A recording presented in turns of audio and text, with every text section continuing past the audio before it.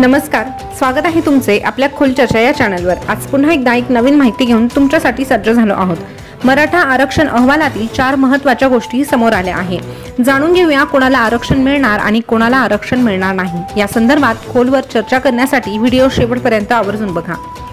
गेल्या अनेक महिन्यांपासून राज्यभरात गाजत असलेल्या मराठा आरक्षणाच्या प्रश्नावर तोडगा निघण्याची शक्यता आहे। मनोज जरांगे यांच्या अंतरवाली सराटी येथील आमरण उपोषणानंतर मराठा आरक्षणासंदर्भातील घडामोडींनी वेग घेतला होता। येत्या आठवड्यात राज्य सरकार विशेष अधिवेशन घेऊन मराठा आरक्षणासंदर्भातील कायदा मंजूर करेल असं सांगितलं जात आहे। या पार्श्वभूमीवर मुख्यमंत्री एकनाथ शिंदे यांनी शुक्रवारी घेतलेल्या पत्रकार परिषदेत मराठा आरक्षणाच्या दृष्टीने अत्यंत महत्त्वपूर्ण मानल्या जाणाऱ्या राज्य मागासवर्ग आयोगाच्या अहवालाबाबत माहिती दिली।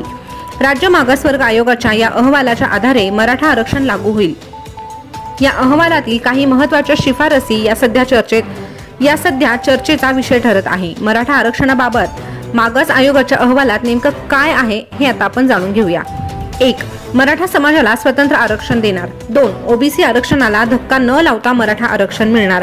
3. ज्यांच्याकडे कुणबी नोंद आहे त्यांना आधीपासून जे आरक्षण मिळतं तेच मिळणार। 4. ज्यांच्याकडे कोणत्याही नोंदी नाहीत त्या सर्व मराठा समाजाला सरसकट स्वतंत्र आरक्षण मिळणार। आता मराठा समाजाला स्वतंत्र आरक्षण कशा प्रकारे देणार या बाबतीत आता आपण बोलूया। मराठा समाजाला आरक्षण देताना आपण जुन्या कुणबी नोंदी असलेल्यांना मिळणार नाही, त्यांच्यासाठी वेगळा कायदा आहे। 1967 पूर्वीच्या कुणबी नोंदी असलेल्यांसाठी वेगळा स्वतंत्र कायदा आधीपासूनच आहे, तो आपण तयार केलेला नाही। नवीन मराठा आरक्षण हे ज्यांच्याकडे कुठल्याही नोंदी नाहीत, ज्याप्रमाणे पूर्वी आरक्षण दिले होते त्यानुसार हे आरक्षण लागू होईल, असे मुख्यमंत्री एकनाथ शिंदे यांनी सांगितले। राज्य मागासवर्ग आयोगाचा अहवाल राज्य मंत्रिमंडळासमोर मांडला जाईल। त्यानंतर 20 फेब्रुवारीला अधिवेशनात तो पटलावर ठेवून त्याबाबत सभागृहात चर्चा केली जाईल, असंही मुख्यमंत्री म्हणाले आहे। आता ओबीसी आरक्षणाला धक्का न लावता मराठा आरक्षण मिळणार, या बाबतीत नेमकं काय आहे हे जाणून घेऊया। मुख्यमंत्री एकनाथ शिंदे यांनी मराठा आरक्षणाच्या नव्या कायद्यांमुळे ओबीसींच्या आरक्षणाला धक्का लागणार नाही ही बाब स्पष्ट केली। आम्हाला सगळे समाज एक समान आहे। कुणबी नोंदी असलेल्या मराठा बांधवांना यापूर्वीच्या कायद्यानुसार आरक्षण मिळेल, तर नवा मराठा आरक्षणाचा कायदा हा ज्यांच्याकडे कोणत्याही नोंदी नाही त्या मराठा बांधवांसाठी आहे। हे आरक्षण ओबीसी प्रवर्गातून नसेल। यापूर्वी राज्य सरकारने दिलेल्या मराठा आरक्षण कायद्याला अनुसरून मराठा समाजाचे हे आरक्षण स्वतंत्र असेल, ही बाब मुख्यमंत्री एकनाथ शिंदे यांनी स्पष्ट केली।